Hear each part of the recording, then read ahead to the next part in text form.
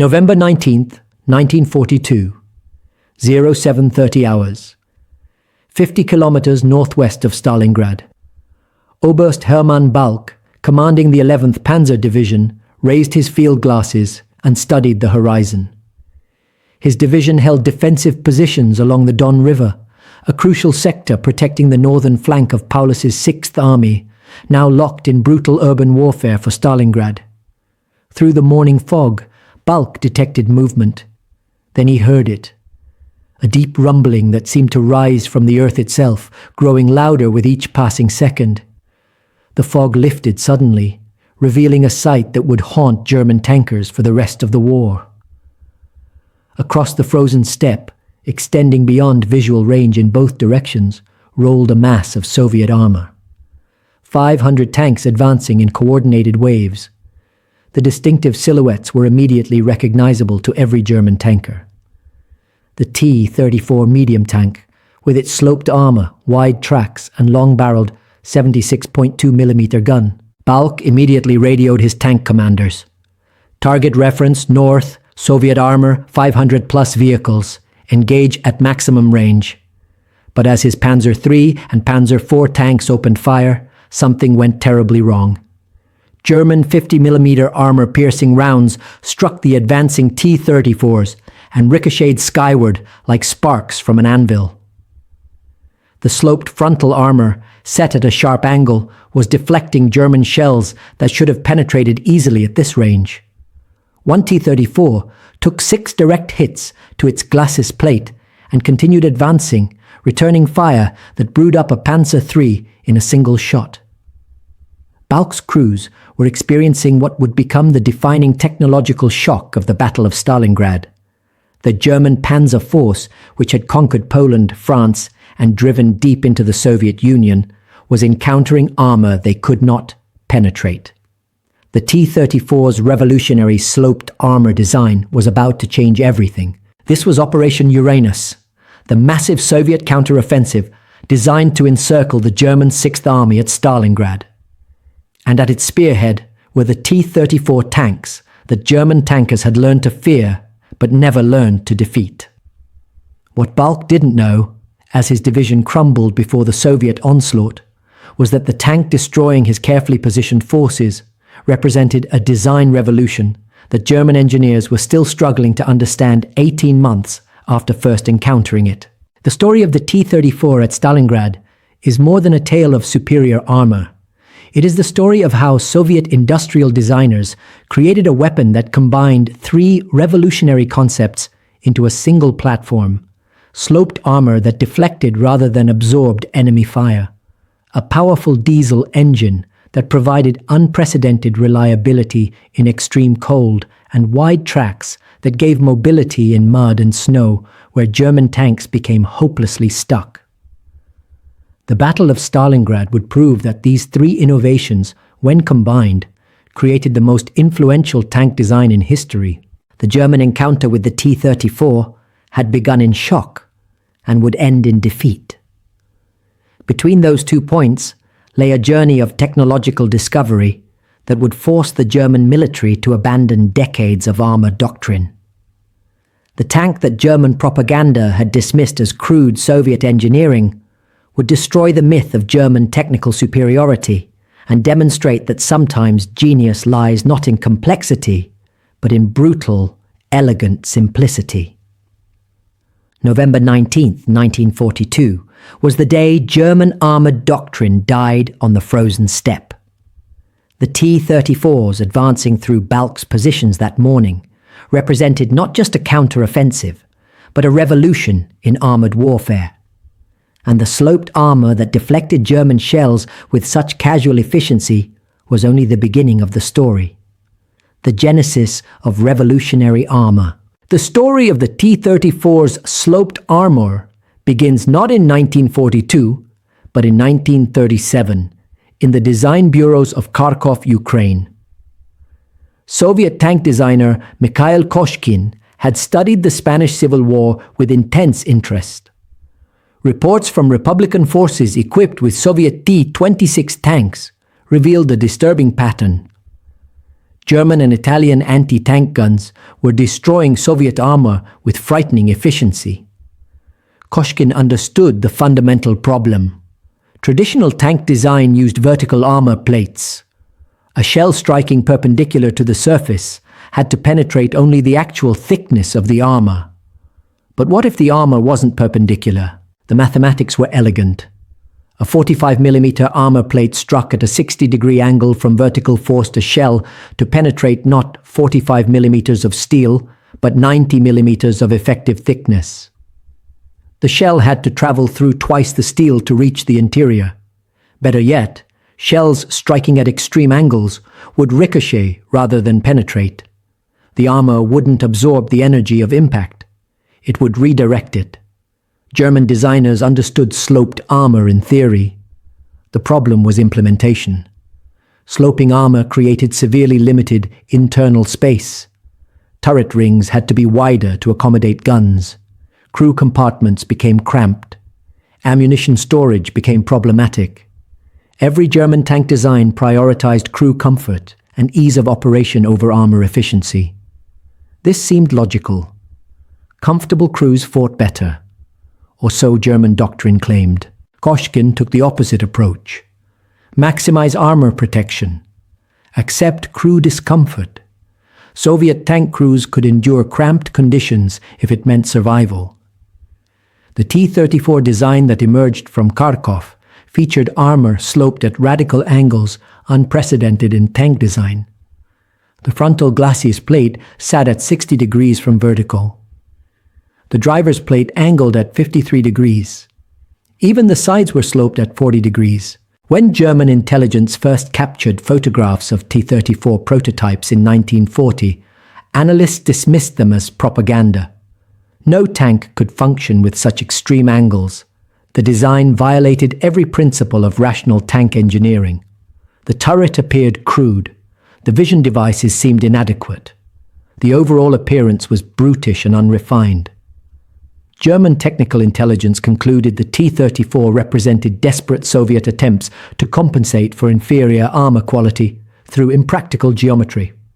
On June 22, 1941, when Operation Barbarossa launched Germany's invasion of the Soviet Union, German tank crews carried with them the confidence of 18 months of unbroken victory.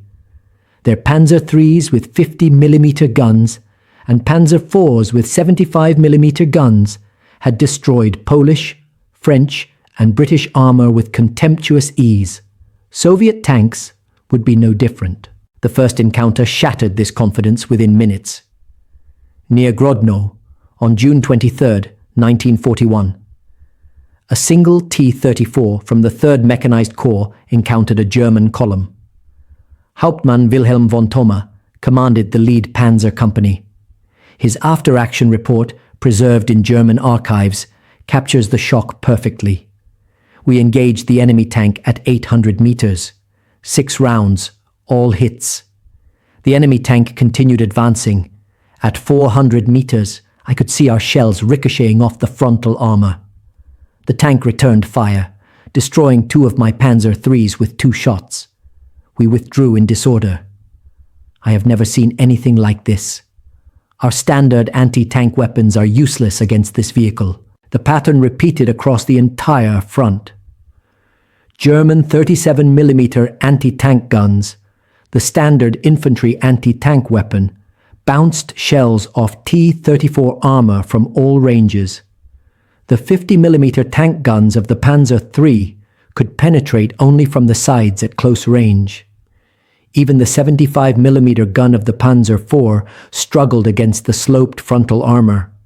Germany's most powerful tank gun could only reliably penetrate the T-34 from the sides or rear. General Heinz Guderian, father of German armored warfare, encountered T-34s personally near Mtsensk in October 1941. His 4th Panzer Division, veterans who had crushed French armor in 6 weeks, found themselves outgunned and outarmored. Guderian's report to OKH, German Army High Command, was unprecedented in its alarm. The T-34 tank is the finest in the world. Our tank guns are inadequate against its armor. We must immediately develop new weapons. Until then, our panzer divisions face a technological crisis. This single sentence from the architect of Blitzkrieg represented a complete reversal of German armored supremacy. What made the sloped armor so effective wasn't just the angle. It was the combination of angle and steel quality. Soviet metallurgists had developed armor steel with high hardness that caused German armor-piercing shells to shatter on impact rather than penetrate. The sloped surface deflected shells that survived the initial impact. German shells designed to penetrate vertical armor of similar thickness would strike the angled T-34 glacis, lose velocity through deflection, and either ricochet or shatter against the hardened steel. The effectiveness could be quantified precisely. A 45mm frontal armor plate at 60 degrees provided equivalent protection to 90mm of vertical armor. But the deflection effect added further protection. German testing after the war showed that T-34 frontal armor provided protection equivalent to 120mm of vertical armor against kinetic rounds. This meant the T-34's front was effectively immune to every German tank gun in service in 1941, except the 75mm at point-blank range. The German response revealed the desperation this caused. Field commanders issued orders to engage T-34s only from the flanks. Anti-tank gun crews were instructed to target tracks to immobilize T-34s, then call in artillery. The famous 88mm anti-aircraft gun was pressed into anti-tank service specifically because it was the only German weapon that could reliably penetrate T-34 frontal armor. Even then, the 88 required side shots at ranges under 1,000 meters for guaranteed kills. By November 1941, German tank losses in the Soviet Union had reached catastrophic levels. Not from superior Soviet tactics, which were often poor in the war's first months, but from technological inferiority. The T-34's sloped armor had created a situation where individual Soviet tanks could engage and destroy entire German platoons before being knocked out. The psychological impact was devastating. German tank crews, who had entered the Soviet Union, confident in their technical superiority, now faced an enemy whose basic medium tank was superior to their best tanks. Crew morale plummeted. Requests for transfer out of tank units increased. Some crews began displaying what military psychiatrists called Panzerschreck, tank terror, refusing to engage T-34s, even when ordered. The sloped armor didn't just provide protection. It created a tactical revolution. Traditional tank doctrine emphasized maneuver and flank attacks because frontal engagements were mutual suicide. The T-34 changed this calculus.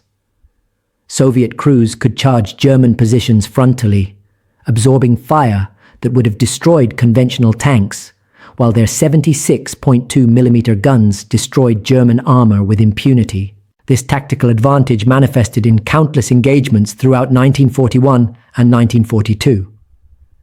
At the Battle of Brody-Dubno in June 1941, Soviet T-34s broke through German defensive positions by simply driving through anti-tank fire that couldn't stop them.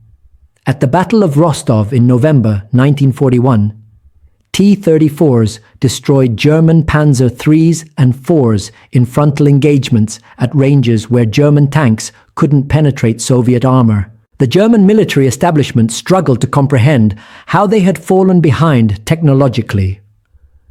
Germany possessed the world's most advanced industrial base, the finest engineers, the most experienced tank designers. How had the Soviets, whom Nazi ideology dismissed as technically inferior, created a superior tank? The answer lay in differing design philosophies. German tanks prioritized crew comfort, mechanical reliability, and ease of maintenance. These were rational priorities for professional peacetime armies, but they came at the cost of armor protection. Soviet designers, operating under the assumption that war meant mass casualties regardless of comfort, prioritized survivability above all else. The T-34 crew compartment was cramped, visibility was poor, and the ride was brutal. But the crew was protected by armor German guns couldn't penetrate. In November 1941, a special commission led by General Ferdinand Porsche examined captured T-34s.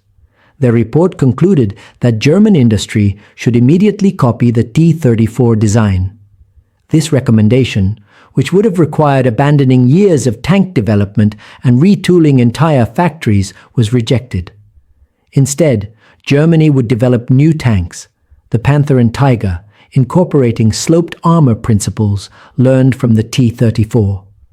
But these tanks wouldn't reach the front in significant numbers until 1943. This delay proved catastrophic. For 18 critical months, from June 1941 through November 1942, German forces fought in the Soviet Union with tanks inferior to the T-34. Tactical skill and better crew training allowed German forces to maintain their advance, but at unsustainable cost. Tank losses mounted. Replacements arrived slowly. The offensive power of German panzer divisions declined steadily throughout 1942. By the time Operation Uranus launched on November 19, 1942, German forces around Stalingrad had been worn down by months of urban combat. Their tank strength was a shadow of June 1941 levels. And now, attacking into their flanks, came massive Soviet armored formations spearheaded by hundreds of T-34s, whose sloped armor made them nearly invulnerable to the depleted German anti-tank defenses. The German 48th Panzer Corps, holding positions northwest of Stalingrad, reported the reality in stark terms on November 19th. Under attack by estimated 500 T-34 tanks, our 50mm guns ineffective. Request immediate air support and 88mm anti-tank guns. Situation critical, but air support couldn't arrive through the winter weather. The 88mm guns were tied down defending the flanks. The Romanian armies protecting the German flanks, equipped with obsolete 37mm anti-tank guns, were being overrun. The sloped armor of the T-34 had created a situation where entire German divisions were helpless before Soviet tank attacks. The mathematics of penetration told the story. A German Panzer III, the most common German tank at Stalingrad, mounted a 50mm gun that could penetrate 55mm of vertical armor at 500 meters. But against T-34 frontal armor sloped at 60 degrees, effective thickness was 90mm. The Panzer III literally could not destroy a T-34 from the front at any range.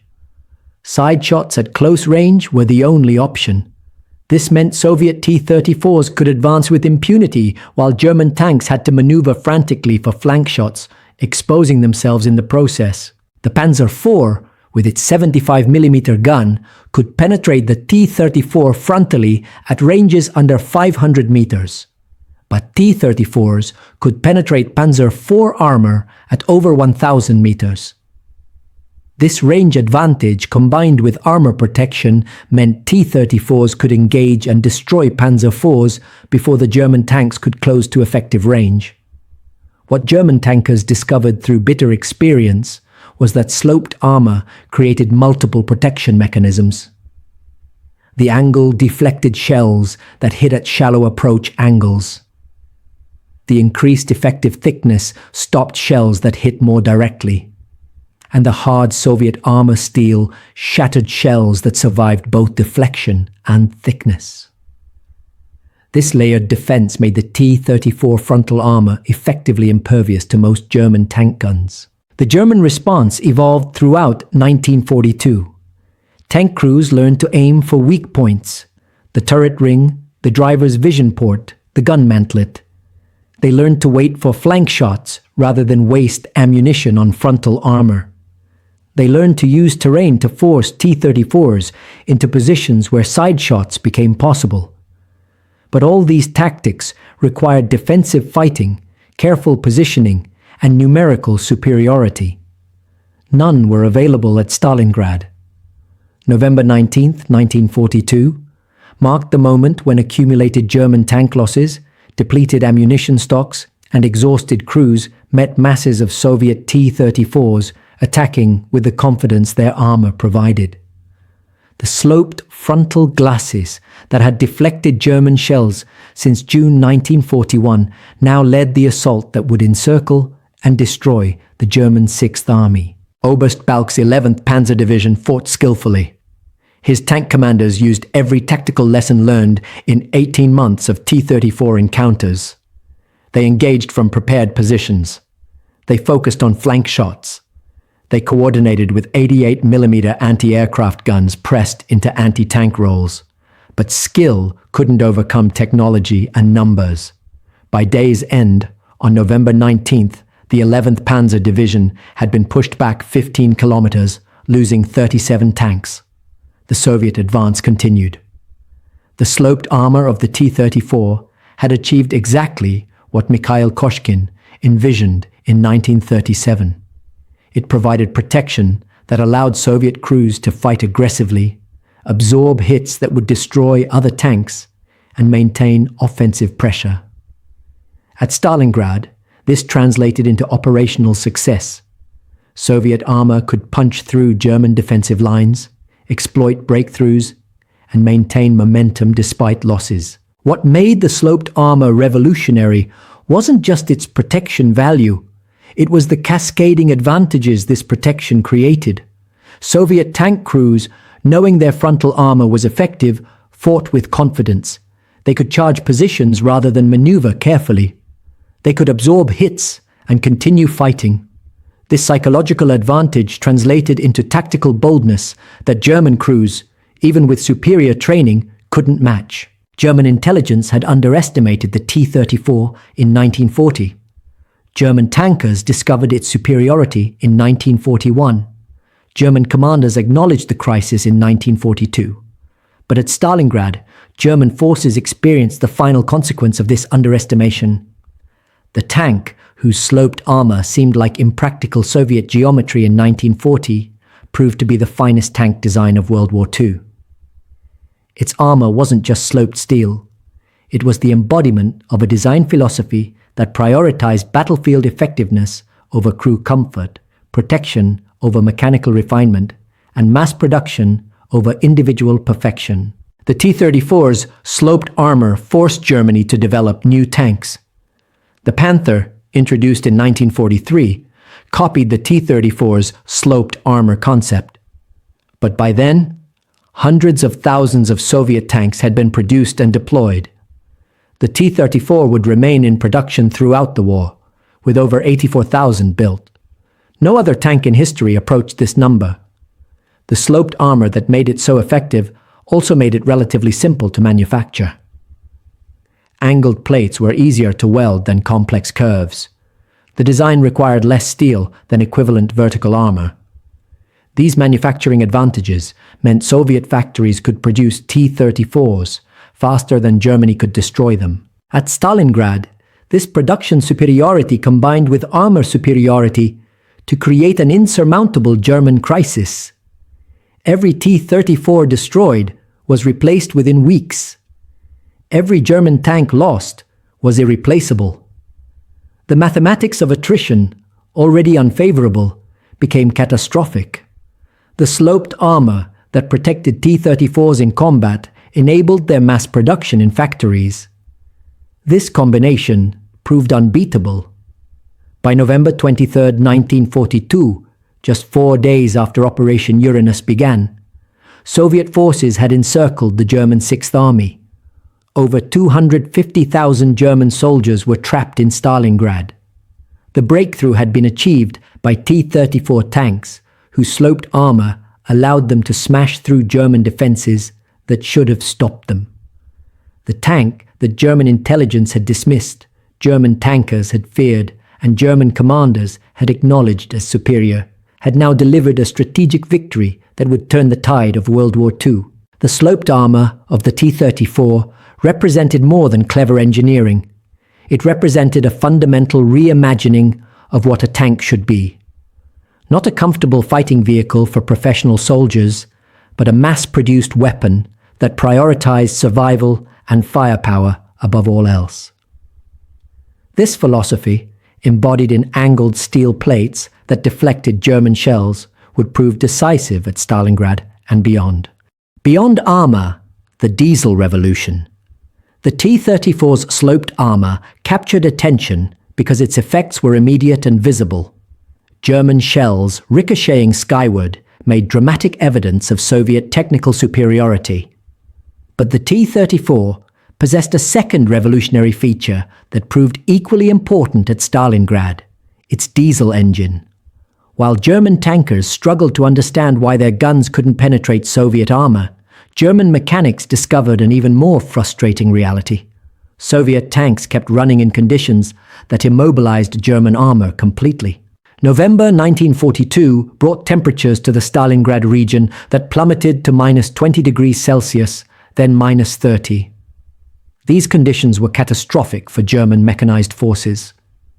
The Panzer III and Panzer IV tanks that formed the backbone of German armor used gasoline engines derived from automotive designs.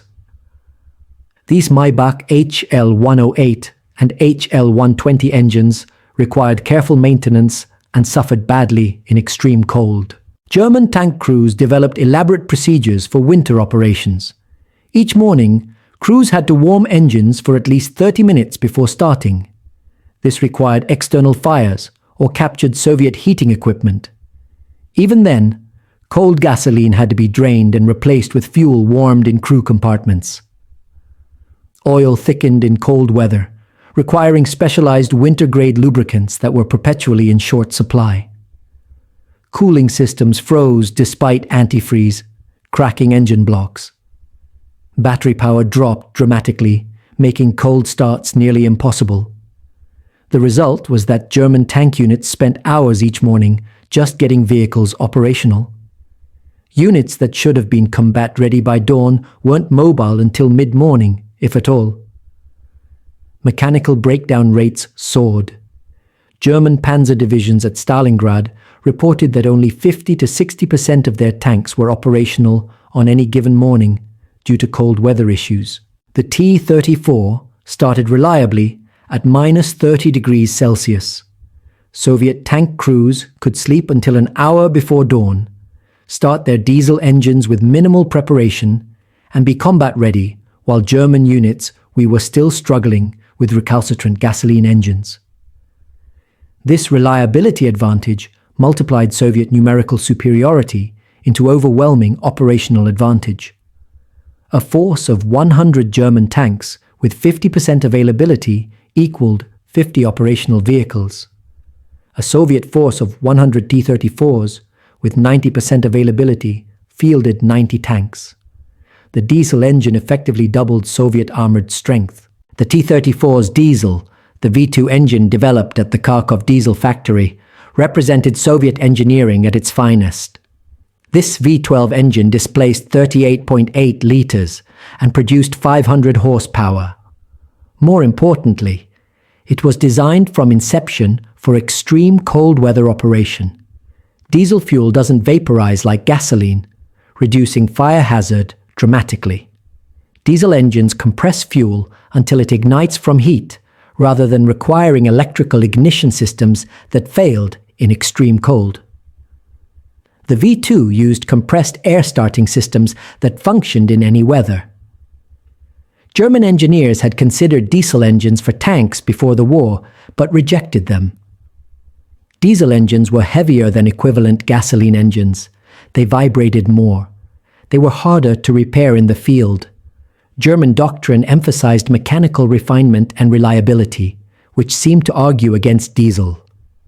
This decision, rational in peacetime, proved catastrophic in the Soviet Union's extreme climate. The diesel advantage manifested in countless engagements around Stalingrad. Soviet armor could attack at dawn when German tanks were still immobilized by cold. T-34s could operate continuously for 20 hours, while German tanks required frequent stops for overheating and mechanical issues.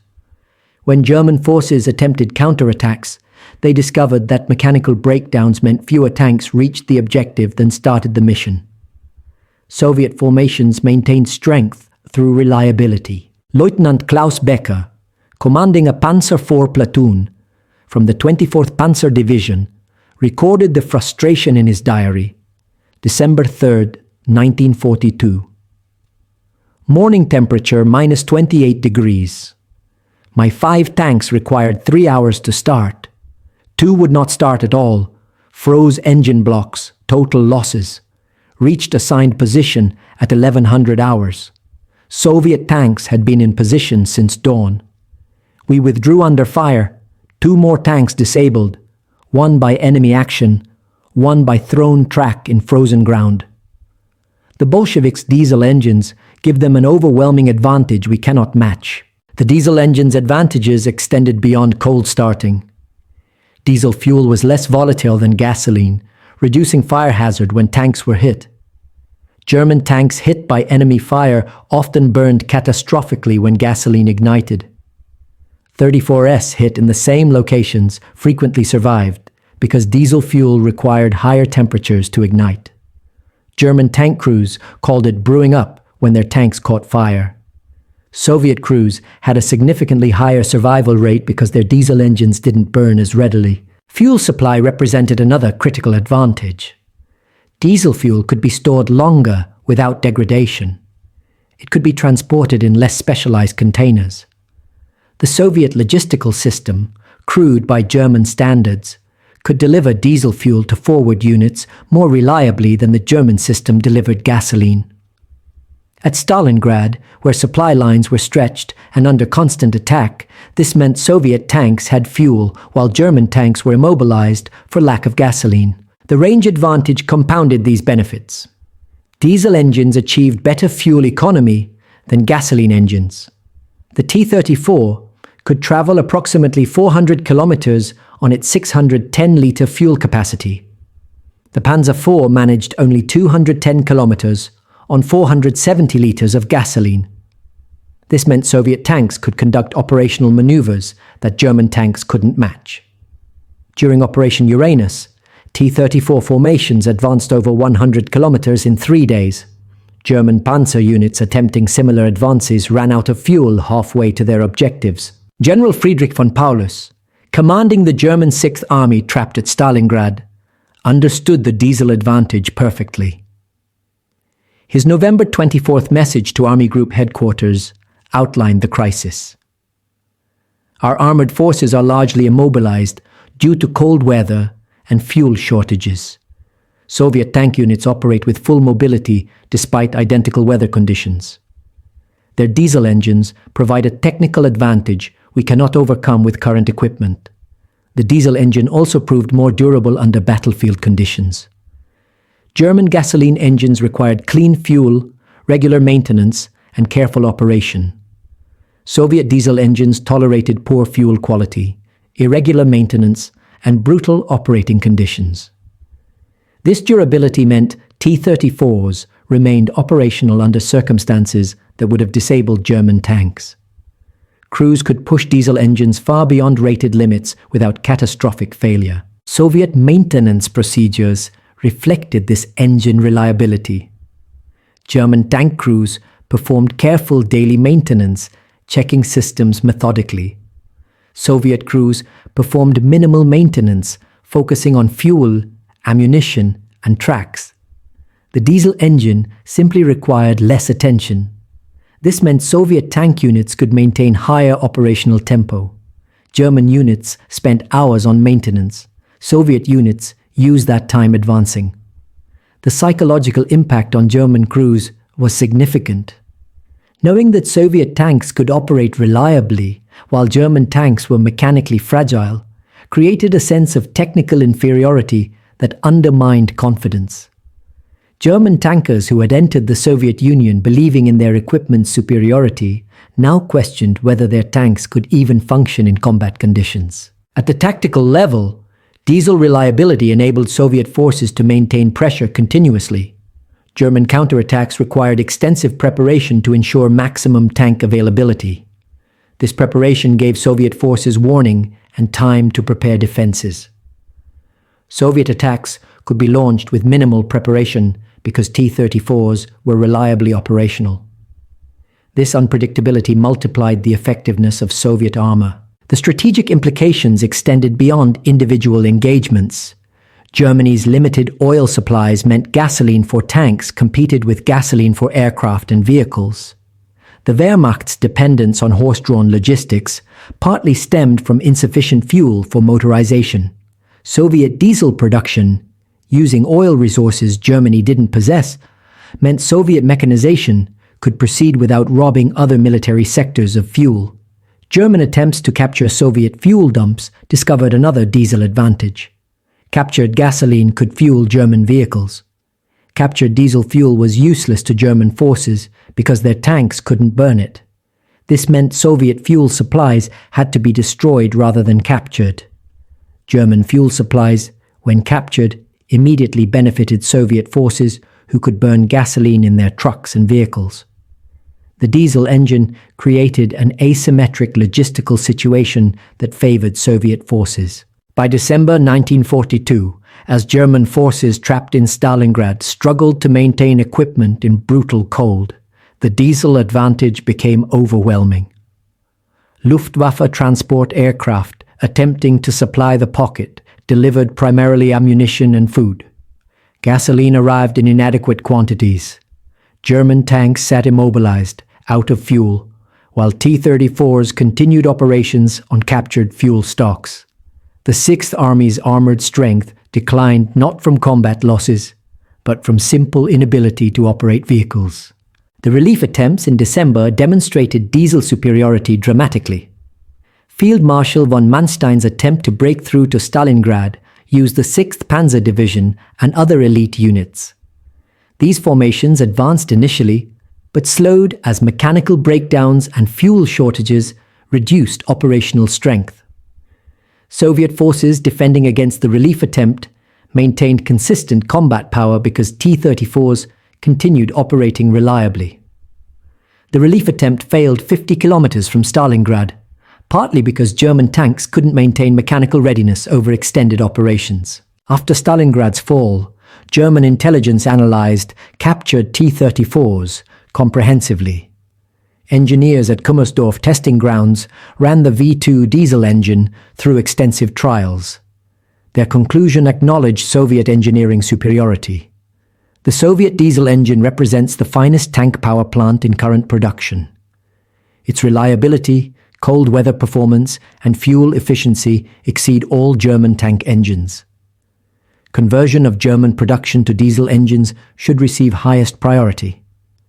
This recommendation, like earlier suggestions to copy the T-34, was rejected. German industry lacked capacity to retool for diesel production while maintaining gasoline engine output. The decision, perhaps unavoidable given Germany's industrial limitations, meant German tanks would continue using gasoline engines throughout the war. This condemned German armored forces to perpetual mechanical disadvantage in cold weather operations. The third revolutionary feature of the T-34, often overlooked in favor of its dramatic sloped armor and reliable diesel engine, proved equally decisive at Stalingrad. The T-34's extraordinarily wide tracks, 500 millimeters compared to the Panzer IV's 400 millimeters, transformed mobility in conditions that immobilized German armor. This seemingly simple design choice represented profound understanding of the Eastern Front's unique terrain challenges. The Russian landscape alternated between two extreme conditions that defeated conventional military vehicles. In spring and fall, the Rasputitsa, the season of mud, turned roads and fields into impassable quagmires. In winter, deep snow created conditions where narrow-tracked vehicles sank helplessly. German military planners had studied these conditions, but underestimated their impact. The Wehrmacht's motor transport, designed for Western Europe's paved roads, proved catastrophically unsuited for Soviet terrain. The T-34's wide tracks distributed its 26.5-ton weight over a much larger surface area than German tanks. This meant lower ground pressure. While a Panzer IV exerted 0.89 kilograms per square centimeter on the ground, the T-34 exerted only 0.62 kilograms per square centimeter. This 30% reduction in ground pressure translated into dramatic mobility advantages in mud and snow. November 1942. Around Stalingrad brought the first significant snowfalls. German Panzer IIIs and IVs, with their narrower tracks, sank into snow that T-34s crossed easily. When German tanks attempted to maneuver off-roads, they became bogged down within minutes. Soviet tanks moved freely across open terrain, flanking German positions that should have been protected by impassable ground. Oberst Wilhelm Adam, chief adjutant to General Paulus, recorded the mobility crisis in his diary. November 21st, 1942. Our panzer forces cannot maneuver effectively. The first snow has rendered all but main roads impassable to our tanks. Soviet T-34s move across terrain we cannot traverse. They attack from directions we assumed were impossible. Our defensive positions are being flanked by tanks that can go where ours cannot. The wide tracks also provided another critical advantage in winter combat.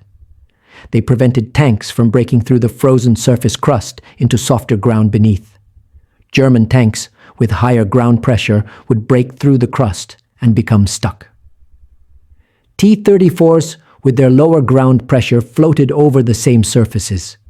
This meant Soviet armor could attack across frozen marshes and snow-covered fields that German doctrine considered impassable to armor. During Operation Uranus, the Soviet breakthrough exploited this mobility advantage ruthlessly. The attacking forces advanced across terrain German planners had assumed was tank-proof. Romanian defensive positions, carefully sited to cover likely tank approaches, were flanked by T-34s, advancing through areas considered impassable. The Germans called it an impossible attack. The Soviets called it proper use of the T-34's capabilities. The track width advantage extended beyond ground pressure.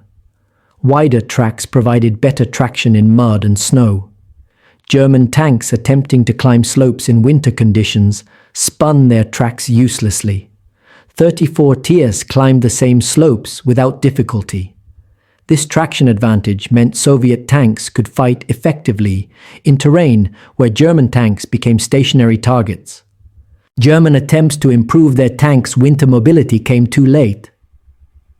Some panzer divisions received Ostketten, wider winter tracks, but these were in perpetually short supply.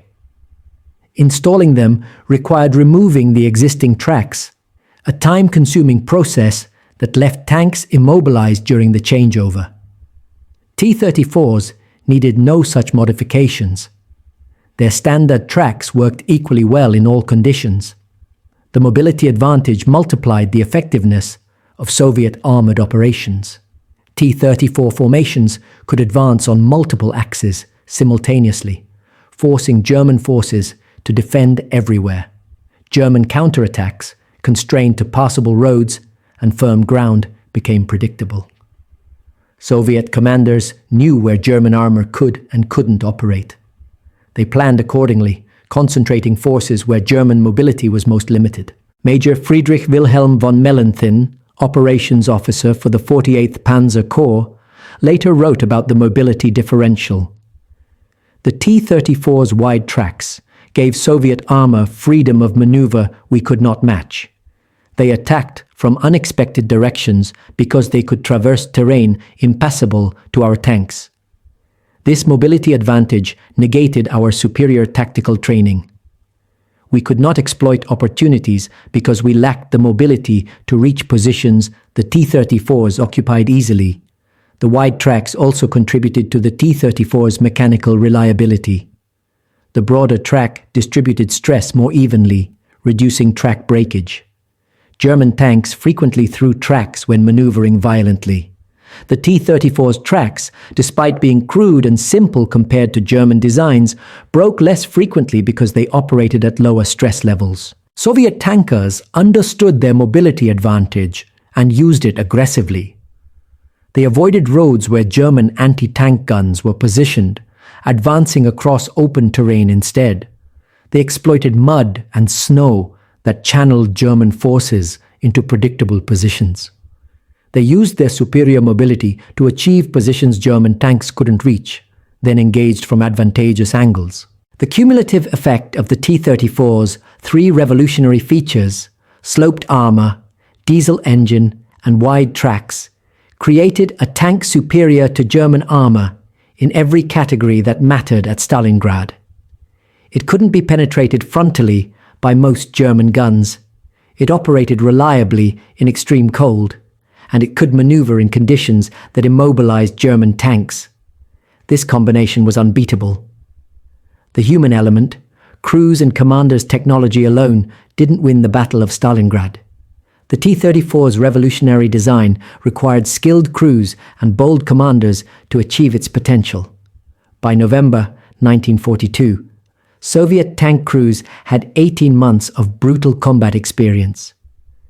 They had learned the T-34's capabilities intimately and developed tactics that maximized its advantages. Soviet tank training emphasized aggressive action and acceptance of casualties. Crews learned to charge German positions frontally, trusting their sloped armor to protect them.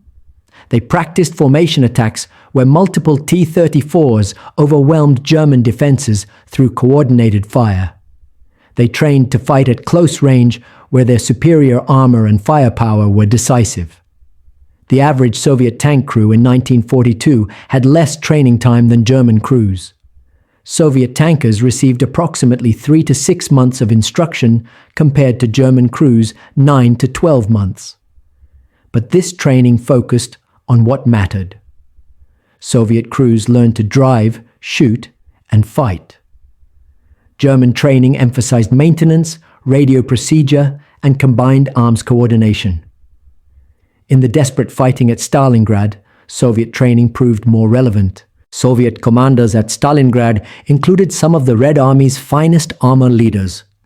Colonel General Nikolai Vatutin commanded the southwestern front that attacked from the north. General Konstantin Rokossovsky led the Don front, attacking from the northwest. These commanders understood armored warfare and employed their T-34s with tactical sophistication that surprised German opponents. The Soviet plan for Operation Uranus displayed brilliant operational thinking. Rather than attacking Stalingrad directly, Soviet forces targeted the weaker Romanian armies, protecting the German flanks. These allies, equipped with obsolete Czech tanks and inadequate anti-tank weapons, couldn't stop T-34 attacks. Once the flanks collapsed, Soviet armor could drive deep into German rear areas, encircling the entire Sixth Army. Lieutenant Anatoly Kozlov, commanding a T-34 platoon in the 26th Tank Corps, recorded his experiences during Operation Uranus, November 19, 1942. We began our attack at dawn. The Romanian positions crumbled immediately. Their 37mm anti-tank guns bounced shells off our armor like pebbles. We drove through their defensive line as if it didn't exist. By evening, we had advanced 40 kilometers. The Germans are surrounded and don't yet know it. Soviet tank crews displayed extraordinary courage during the encirclement. They advanced through minefields, across frozen rivers, and into prepared defensive positions. T-34 losses were heavy. Entire tank brigades were reduced to company strength within days. But the offensive continued because the design of the T-34 allowed crews to fight aggressively with reasonable chance of survival. The contrast with German tank crews was stark. German tankers, facing armor they couldn't penetrate, and enemies who could destroy them easily, fought defensively. They waited for flank shots. They withdrew when outnumbered. They conserved their dwindling strength. These were rational tactics for crews in inferior tanks. But rational tactics couldn't stop the Soviet offensive. Soviet tank factories had prepared for heavy losses by producing T-34s in unprecedented numbers. The factories at Nizhny Tagil, Chelyabinsk, and Omsk, relocated beyond German reach, produced over 1,300 T-34s monthly by late 1942. This meant Soviet commanders could employ their armor aggressively, accepting casualties that would have been unsustainable for German forces. The human cost was terrible. Soviet tank crew casualties at Stalingrad reached approximately 50%. Entire crews were killed when their T-34s were hit. Many more were wounded by fragments of armor spalling inside the tank when shells struck but didn't penetrate. But the mission succeeded. The Sixth Army was encircled. German forces at Stalingrad were doomed. German tank crews fought with desperate skill. They used every tactical advantage. They ambushed Soviet columns. They called in Luftwaffe support. They concentrated fire on individual T-34s until they were destroyed, but they were fighting with obsolete equipment against superior numbers. By late November, German tank strength around Stalingrad had been reduced to a fraction of pre-battle levels. The psychological impact on both sides was profound. Soviet tankers, who had endured catastrophic defeats in 1941, now fought with confidence. They had superior equipment. They had numerical advantage. They were winning. German tankers, accustomed to victory, faced the reality of technological and numerical inferiority. Morale collapsed as crews realized their chances of survival decreased with each engagement. Operation Uranus, the breakthrough. November 19, 1942, 0730 hours. The Soviet artillery barrage that opened Operation Uranus was the heaviest concentration of fire the Eastern Front had yet witnessed. Over 13,000 guns and mortars fired simultaneously along a 100-kilometer front northwest of Stalingrad. For 80 minutes, the sky itself seemed to burn as shells fell on Romanian defensive positions.